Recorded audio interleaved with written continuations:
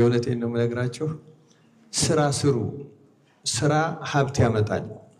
ሀብታም ለመሆን ግን አታስቡ፣ አትቃዡ፣ አትመኙ። አሁን ገንዘብ ቢኖረኝ ቤተክርስቲያን አሰራ ነበር፣ የገጠር ገዳም አስከፍት ነበር።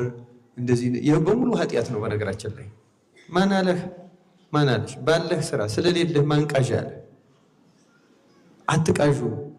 ቅዠት ትልቅ ኃጢአት ነው። እውነቴን ነው ማምላክን ከልቤ ነው የምነግራችሁ። በጣም አደገኛ ነው። አሁን መልካም ነው የሚመስላችሁ። አሁን እኮ እንዲህ ቢኖረን ደግሞ ከዚያ ፍርድ ያመጣቻል። አቤት ይሄ ገንገበታ፣ እኔ እንደሱ ገንዘብ ቢኖረኝ ደግሞ ትላለህ። አቤት ውሸት፣ አቤት ውሸት። ባለህ መስራት ነው። በሌለህ ላይ በዚያኛው ሰው ላይ ምንም አይመለከታችሁም። ቅድም ዋናው ጉዳያችን ጽድቅ ነው አይደለም? ክርስቲያኖች ነው አይደለም? ስለዚህ እንደው በእመቤቴ የምለምናችሁ ለቤተ ክርስቲያን ብላችሁ ሀብታም ለመሆን እንዳትሞክሩ አደራችሁ።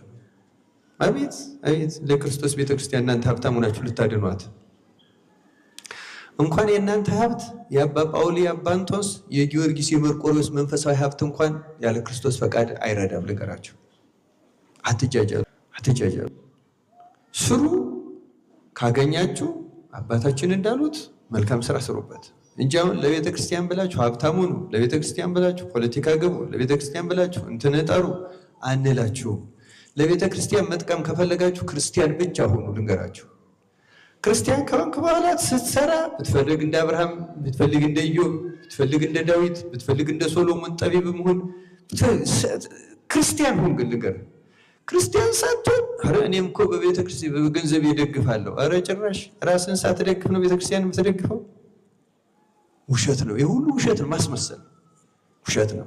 ለቤተ ክርስቲያን ብላችሁ ክርስቲያን ብቻ ነው። ክርስቲያኖች ልንገራችሁ፣ ስንፍና ይራቃል። አንድ እንደው ዘበዘብኩ እንጂ ያነሳሁት በአባታችንም ላይ ለመጨመር አይደለም። እውነቱን ለመናገር